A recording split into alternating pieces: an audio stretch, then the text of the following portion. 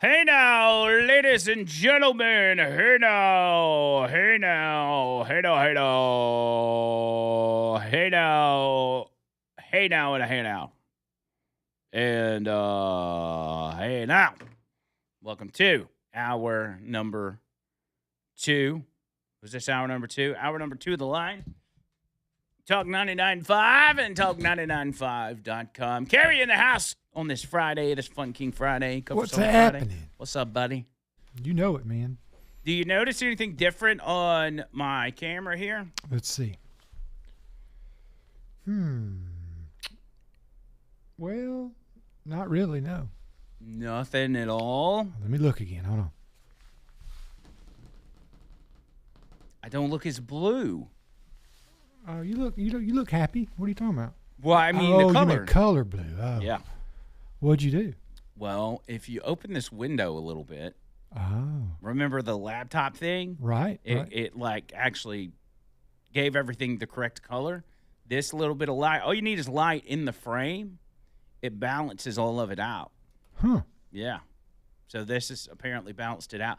I don't know that it's 100% better, but it's much better than it was when if you have this closed, I go back to looking like prison security footage. Are you going to be able to do that every day? Have sunlight, natural sunlight coming in and hitting you?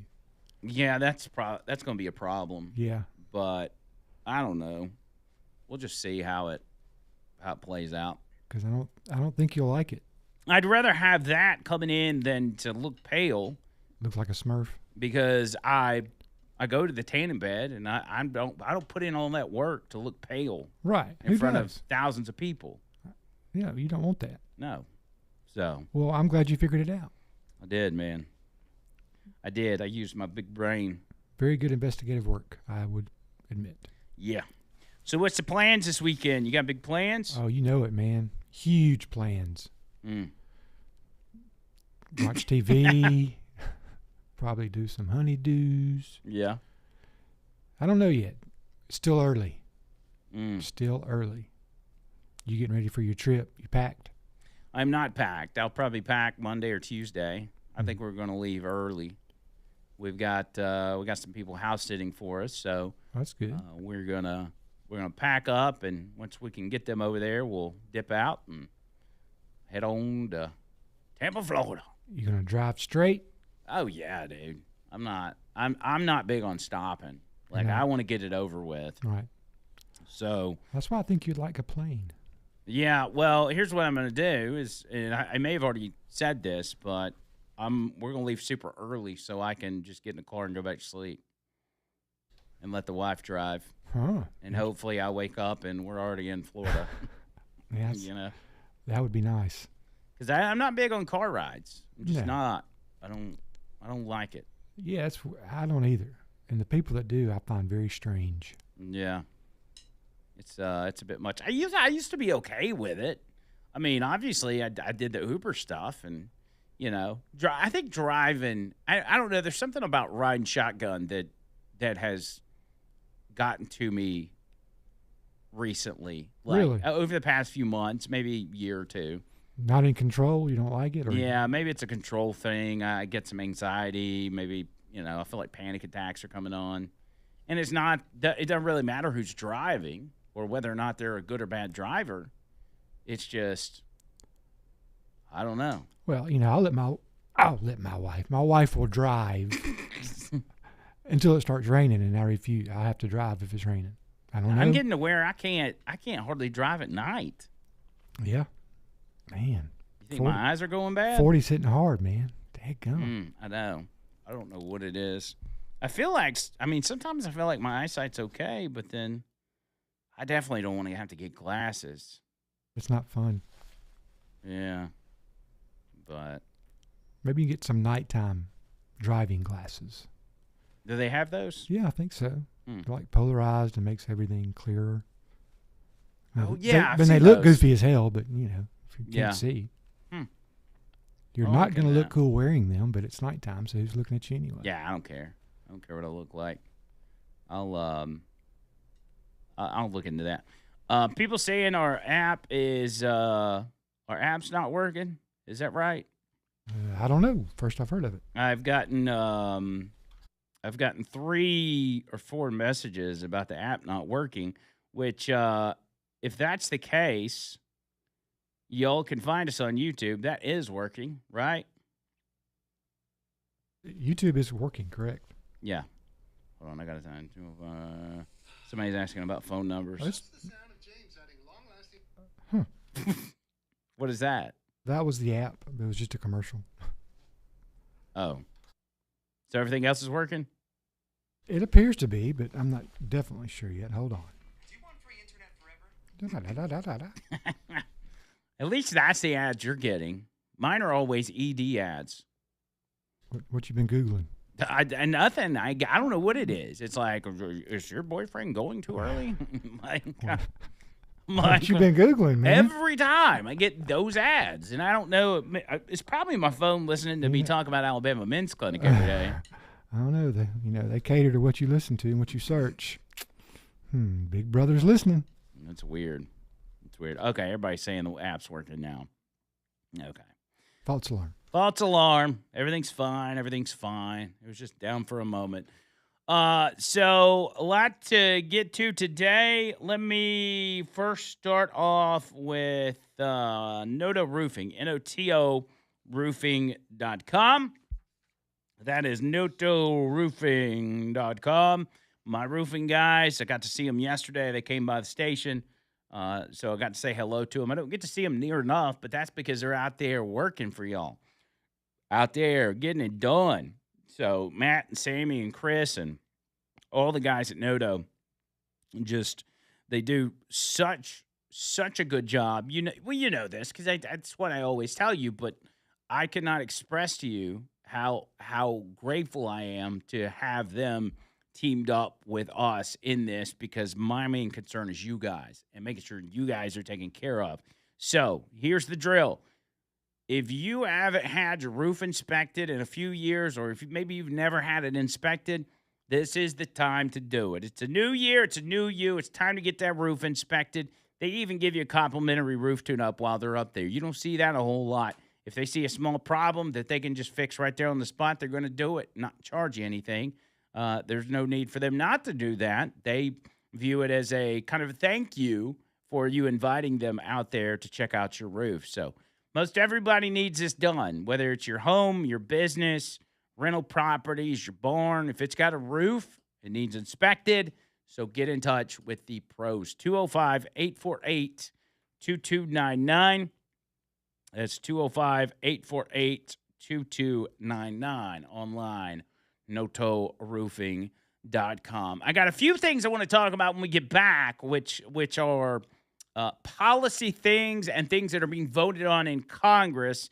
And then I'll get to some of the Greenland, Venezuela, Minnesota shooting. There's just so many things. So let me break that down when we get back. 545-9950. Back after this.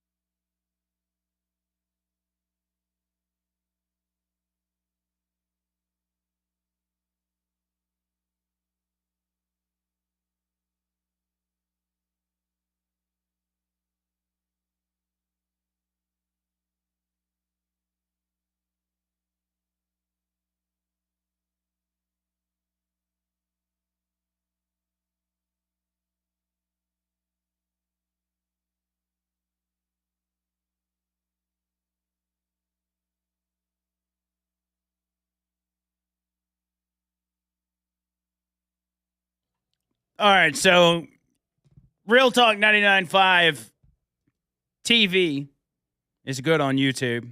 I've been really trying to recruit people to come over there and hang out with us because there's people over there. I noticed the numbers are going up, but it takes, you got to tell people like 20 times to go do something before they'll actually do it. So for those of y'all that want to migrate over to Real Talk 99.5 TV, go over there and type in the chat, hey now, hey now, hey now, hey now, hey now. Give me a hey now while you're in there. And I'll watch the chat. Let me see. I'll keep an eye on the chat. And if enough of y'all get in there, I'll make Kerry put himself on camera like he did yesterday. That'll get them. People loved it, man.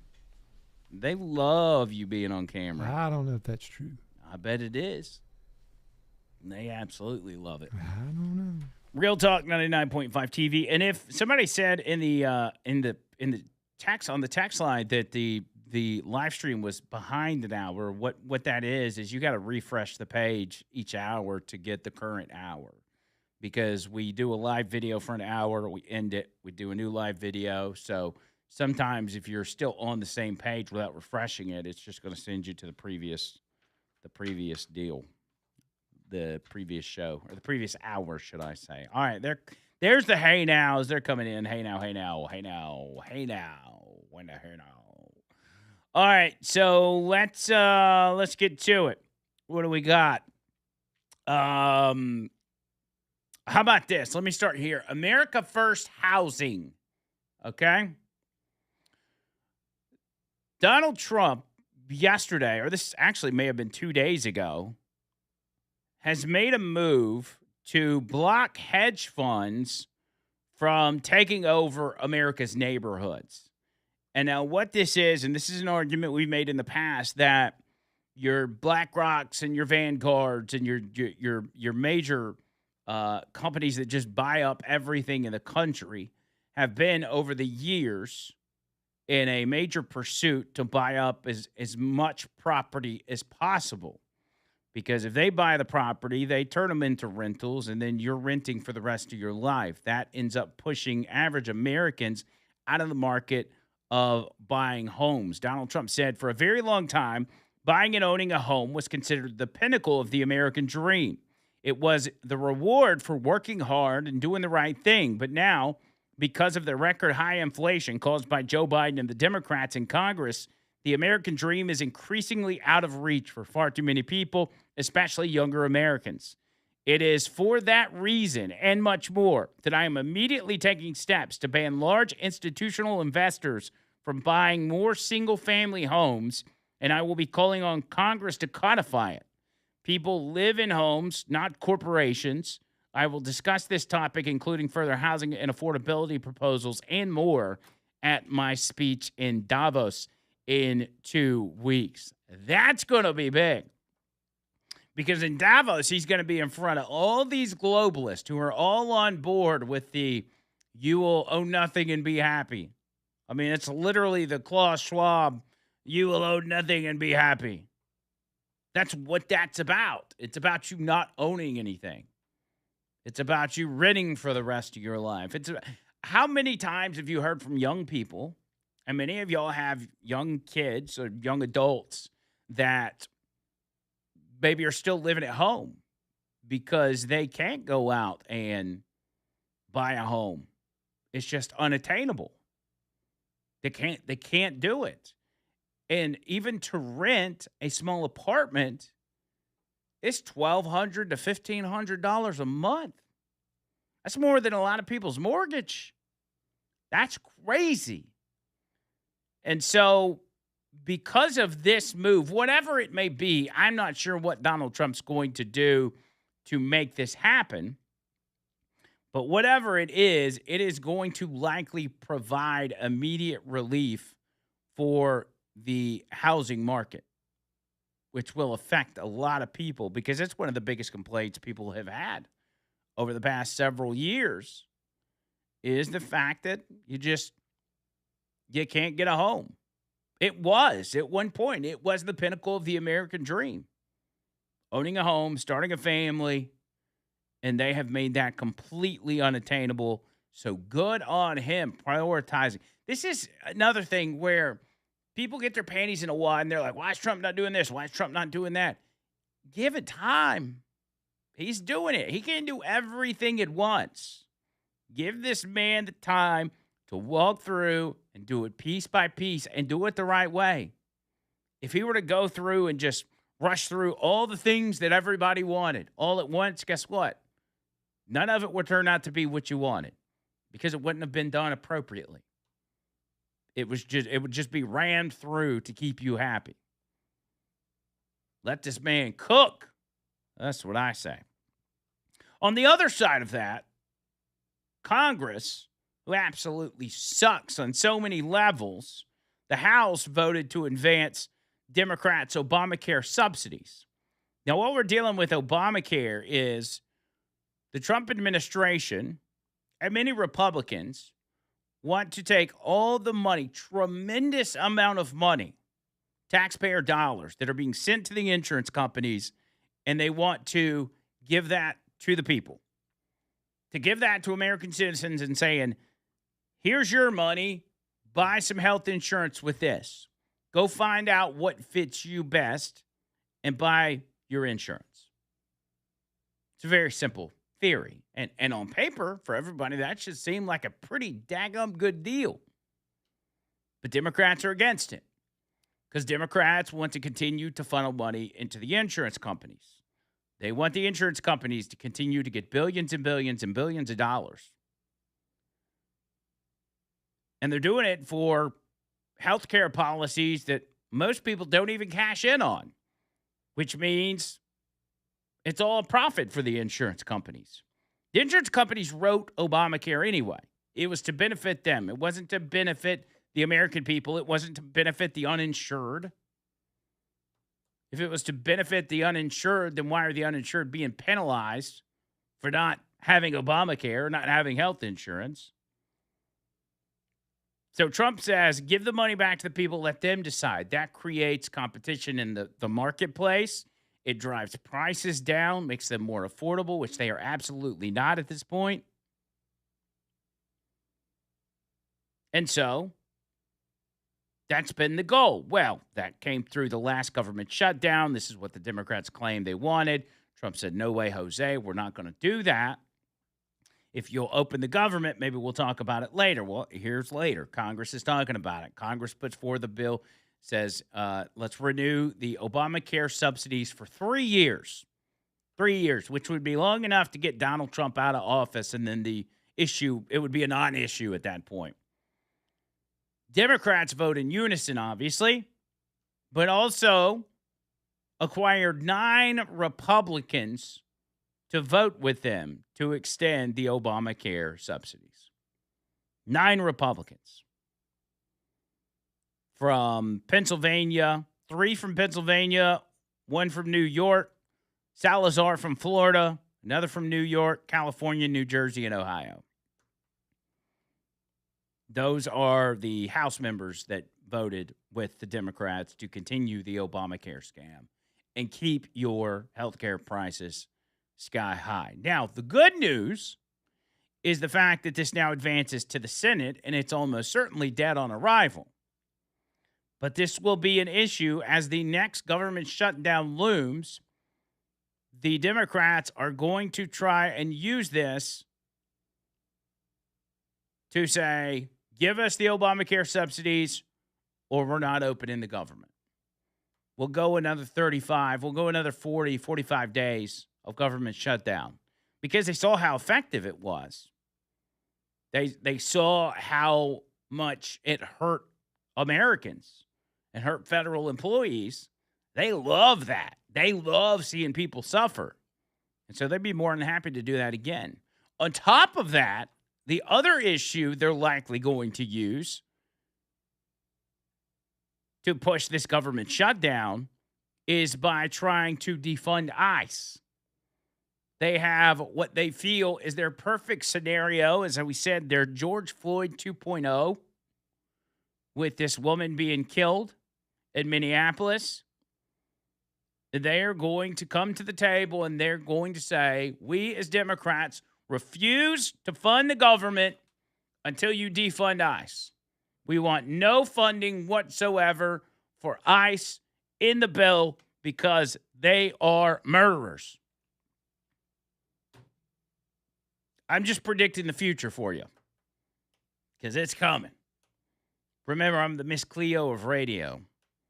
Call me now for your free reading.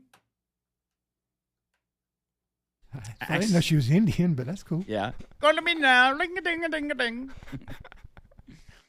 She's not Indian, is that not? I think she's Jamaican. Well, I'm the Indian Miss Cleo. Call me now, like come again. Ring-a-ding-a-ding-a-ding.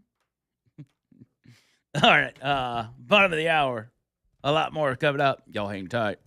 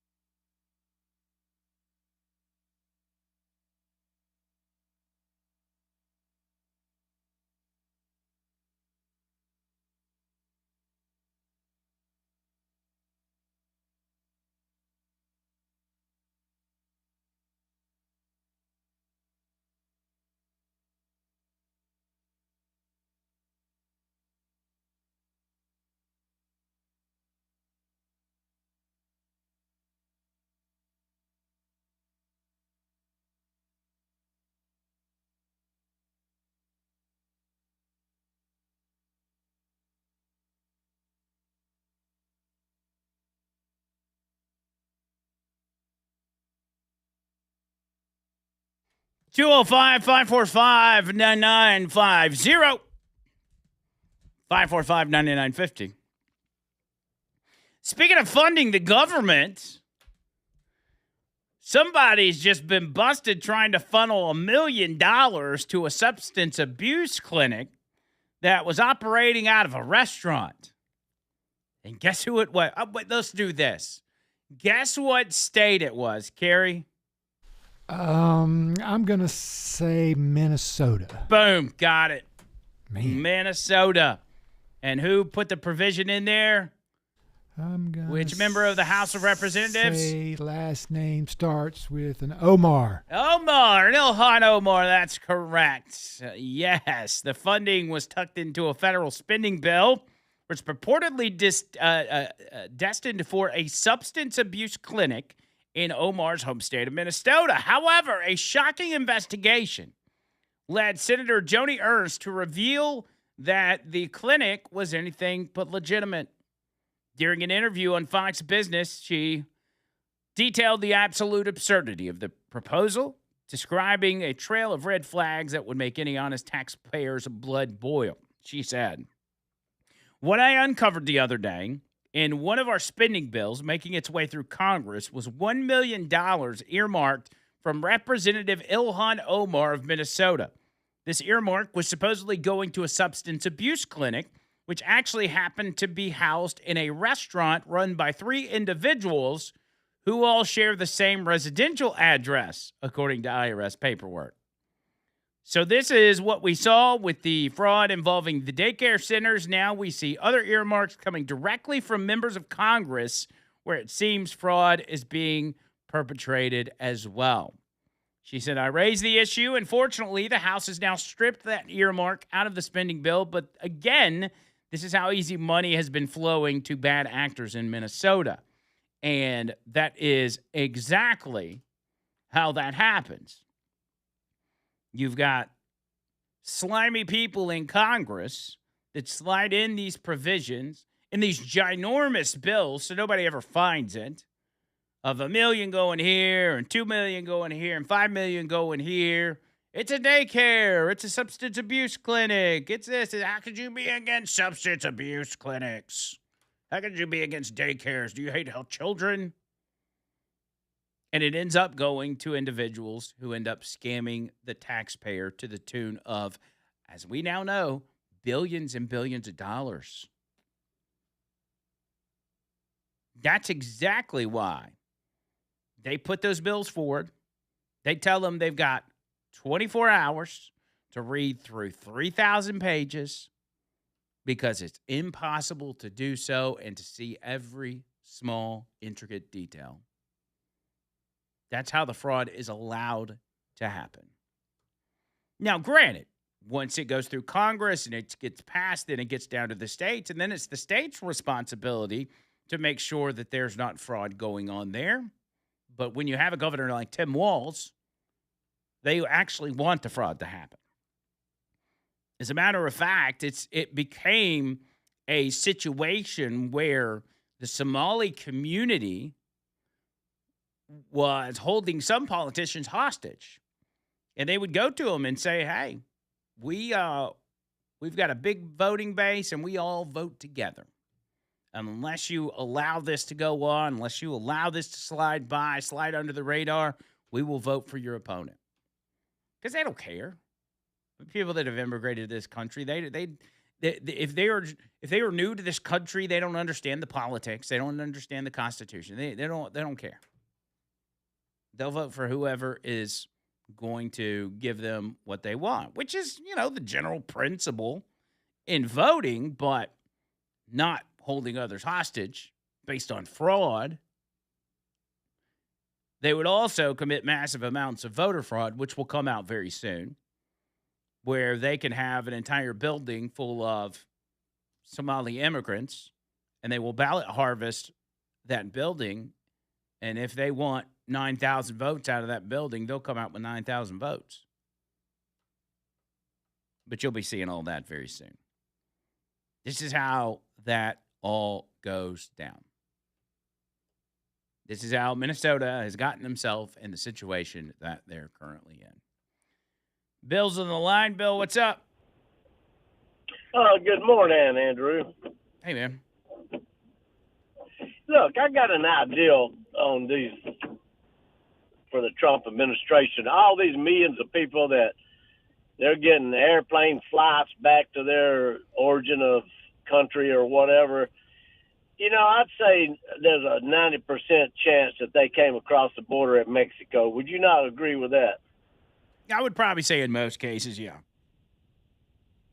And, you know, in that case, you know what I would do if I was a Trump administration? I would just open the border at a gate or whatever you had to do, cross the river, whatever you had to do, take them back across there, drop their butts off, and let Mexico deal with it. Yeah. Save all that money for the taxpayers having to get these flights back to their country that they were from. Yeah.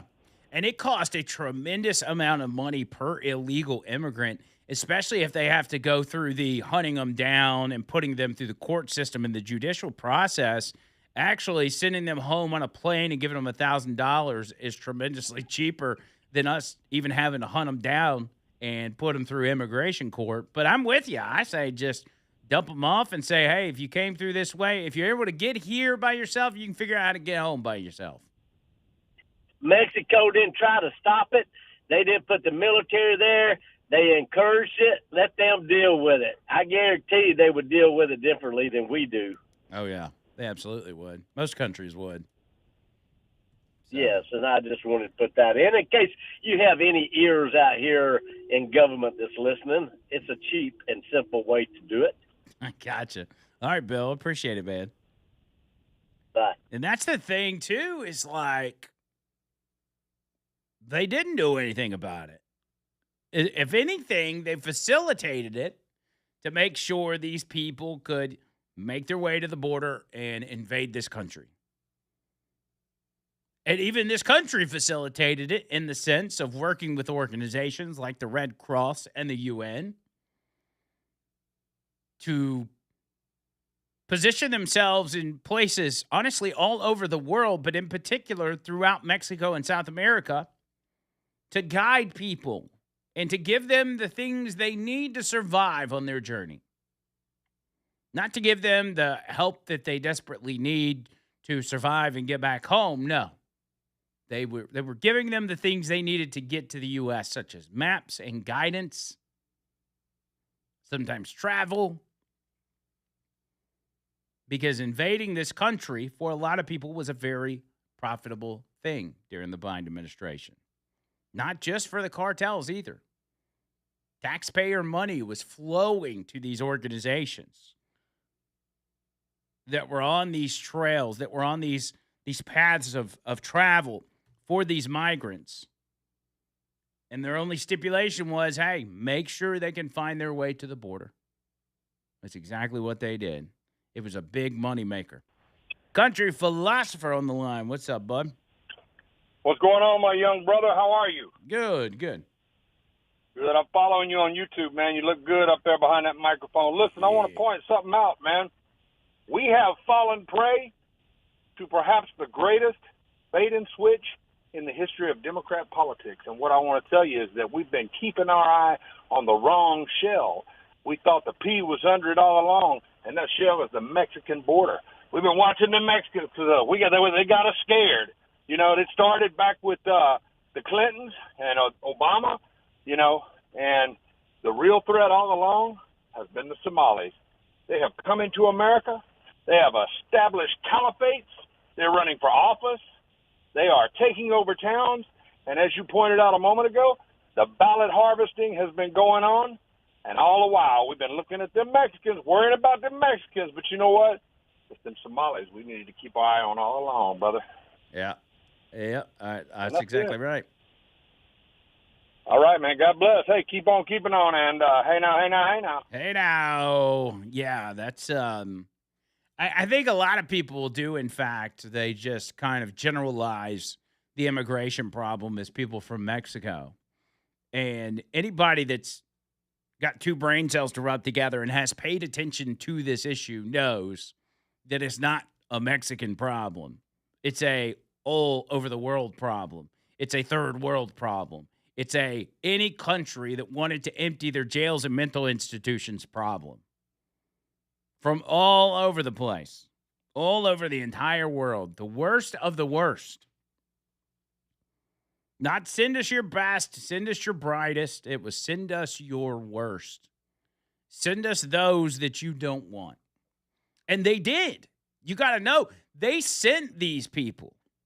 A lot of them were sitting at home in their straw huts, just, continuing to live life the way they've lived life forever, not thinking about traversing to America until these groups and organizations came to them and said, hey, heard old Joe Biden's giving away a bunch of free money, and if you can make it to the U.S. border, you'll have it made. You'll be good to go. You will be on the gravy train of a lifetime. You will be looked at as a millionaire, as a bazillionaire to the people of Haiti with the amount of money and free things that the U.S. is going to give you. And what more incentive do you need than that? If you're living in a third world-ish hole and somebody comes to you and says that, of course you're going to go. Everybody would. And so, the scam was perpetrated. You almost can't blame a lot of these migrants. A lot of them were looking for a better life. But also a lot of them were hardened criminals and knew they could enrich themselves as well by committing crimes against people in another country.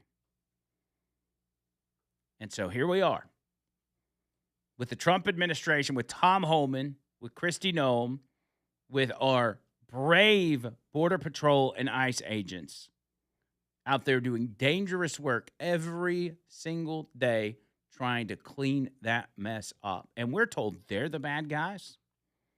We're told they're the ones out there terrorizing people. No, they're trying to stop the terrorism. They're trying to make your community safe. And I say, and this is, we probably a lot of us feel this way, for hellholes like Minneapolis, if y'all want to be terrorized by illegals, I say be my guest. We'll go back to the philosophy of letting all illegals know that if we find you in a red state, we're putting all our resources in red states. And so if you don't want to get deported, you better go to Minneapolis. You better go to cities like Chicago and New York. Otherwise, we are going to find you. And that all the millions of illegals who have nothing, a lot of which have nothing to offer society, bombard and drain the systems in those cities. Soon, those governors and those mayors will be begging for help. And the only help that we should provide them is mass deportation. Otherwise, figure it out on your own. This seems to be what the people of those cities want. That's what the citizens want. And if you're a mayor or a governor of those cities and states, that's your job. Give the people what they want. They want illegals in their community. Give them all they can handle. That's the plan I would go with if I was president. Ship them all to Minnesota and Chicago. 205-545-9950. Back after this.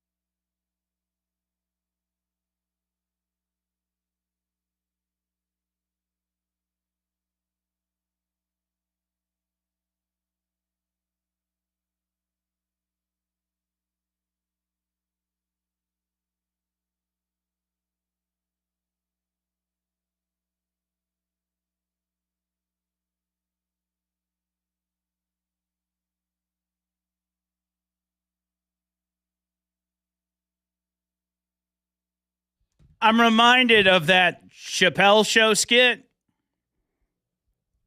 where he's Clayton Bigsby. He's like the Klan leader.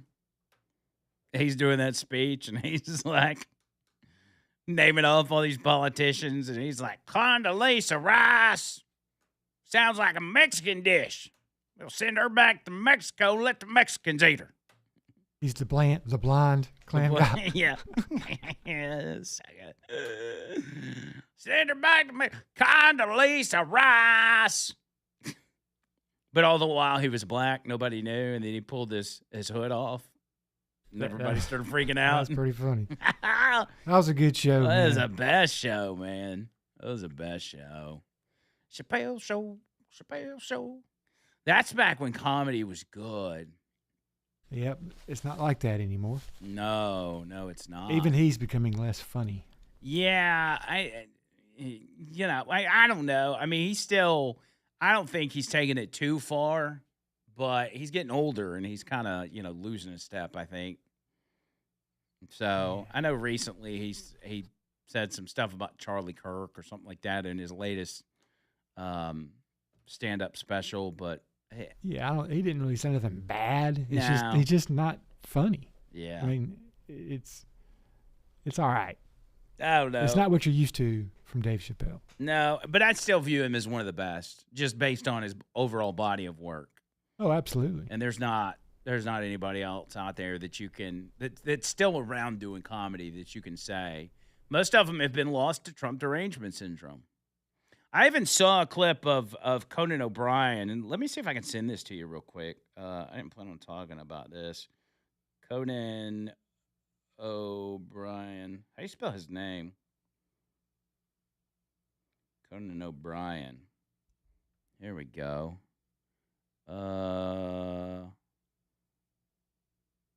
Let's see if I can. Where's it at? Man, I've seen it all over the place earlier. He was talking about comedians who have ultimately allowed this hatred for Trump to eliminate their ability to be funny anymore. Okay, I got it now. All right, sending this your way. I want you to play this. I don't think it's got any cuss words in it, but we'll all find out together. How's that sound? He essentially was talking about TDS-afflicted comedians and saying, you've now put down your best weapon, which is being funny, and you've exchanged it for anger. Like, none of you guys are funny anymore. You've taken what you've built your career on and have just thrown it out the window. Like, you're not even using it anymore. And when people come to you, they expect to see something funny or see you be funny, but instead they see a bitter, angry shell of yourself, of what you used to be. And so all the reasons that they liked you, it now no longer applies. Here's Conan O'Brien. He was on some sort of podcast.